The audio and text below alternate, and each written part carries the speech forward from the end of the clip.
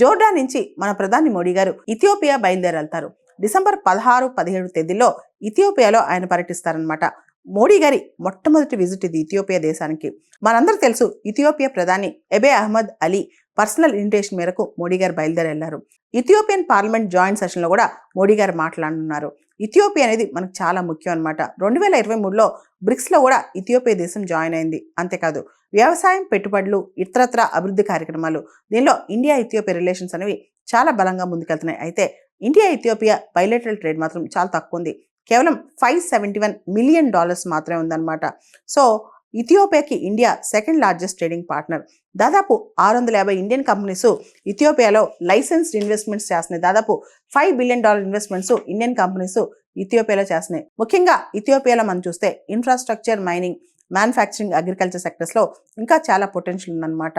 ఈ సంవత్సరం అంటే 2025 సంవత్సరంలో మోడీ గారి ట్రిప్స్ కనుక మనం చూస్తే మోడీ గారు ఆఫ్రికాకి వెళ్ళటం ఇది 3వసారి అనమాట. ఇది సౌత్ కోఆపరేషన్ కూడా చాలా ఉపయోగపడుతుంది.